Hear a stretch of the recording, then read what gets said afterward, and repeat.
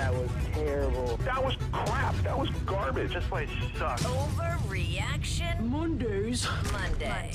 Okay, what do you have over there, Christopher? All right, let's start in Atlanta, guys. Dan Quinn fired. Thomas Dimitroff also gone. The Falcons should blow it up. Well, I already have. Well, I mean, blow it up even more. Let's trade Matt Ryan. Let's trade Julio Jones. Let's start from scratch. I think that's not an overreaction. I think a new general manager is going to come in and hire a new coach. And, it's possible that Arthur Blank says Matt Ryan's our guy. I'm sure. I don't know what the contract says, but I think contractually he's going to be the guy next year, if not the year after. I don't know, but I think every last option's on the table. And the amazing thing is the high water mark was 28-3. It went all downhill, straight down, almost a damn near straight arrow down for the Atlanta Falcons after that. When Thomas Dimitroff's one of our favorites. Dan Quinn couldn't be a nicer guy, and both of them should have jobs somewhere else at some point very soon. But no doubt, they got to blow it off. There's not a single individual that maybe outside of one of their top defenders or Calvin Ridley that you can't even touch. Maybe? I think every option's on the table right there in Atlanta. All right, let's stay in the NFC South, guys. The Panthers are going to win the NFC South. Yeah, that's an overreaction. Hottest team in the division. They are that. And they have Christian McCaffrey coming back. I know.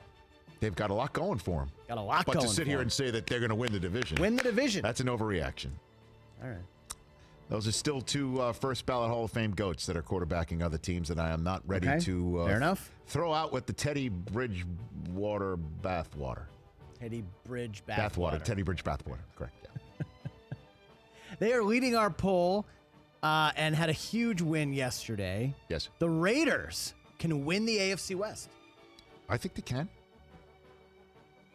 I picked them to beat the Bills the week before. And the Bills, in my mind, that was my first down of this week, was the Bills have the best chance to knock off the Chiefs and prevent them from getting back to the Super Bowl in terms of a threat in the AFC.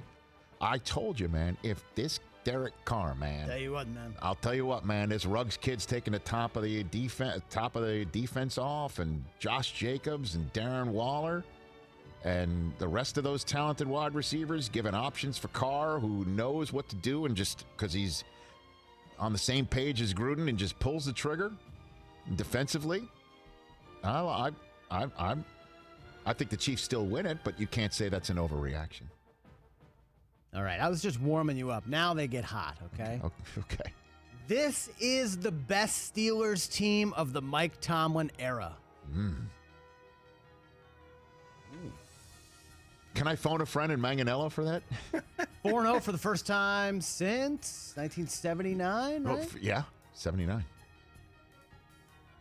You could have knocked me over the feather with that stat. Yeah. Good one. Steelers had not started 4-0 in 40 years.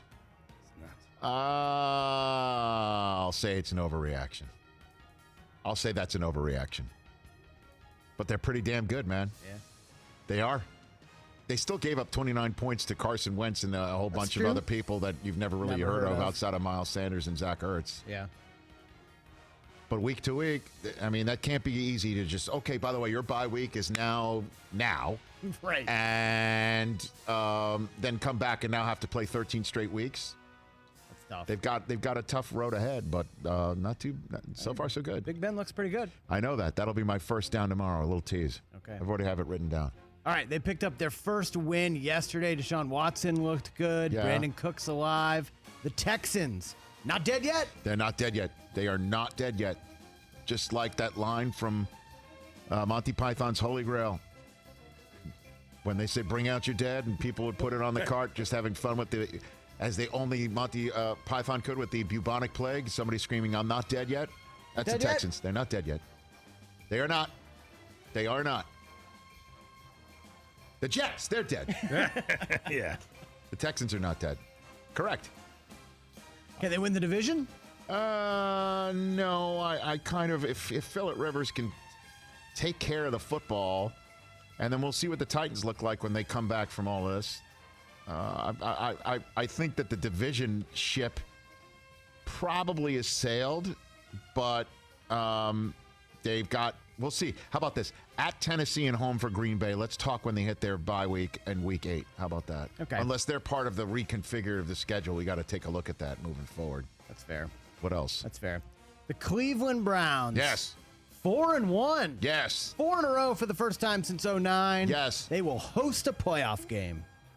No, that means they win the division. I don't think they win the division. They already lost to Baltimore. That's their one loss. When do they play the Steelers? When does that happen? Oh, boy. How does next week sound for you? By the way, if the playoffs started today, it would be Browns-Steelers. How does that sound? No, they're not going to host a playoff game. That's an overreaction. All right. They could, but I'll say it's an overreaction. That's just a nice, neat, backdoor way of saying the Browns will win the division.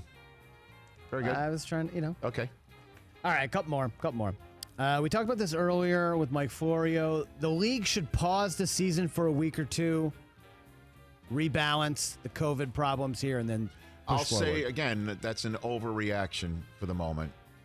That's an overreaction for the moment.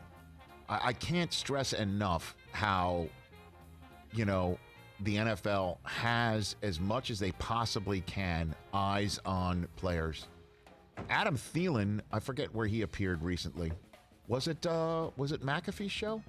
I think it might have been, where he said that there's a monitor that walks around the building that says, put your mask on, put your mask on, put your mask on. Because the eye monitor. The eye in the sky, there's eyes in all 32 team skies in the building to keep this thing as properly protocoled in the buildings as they can.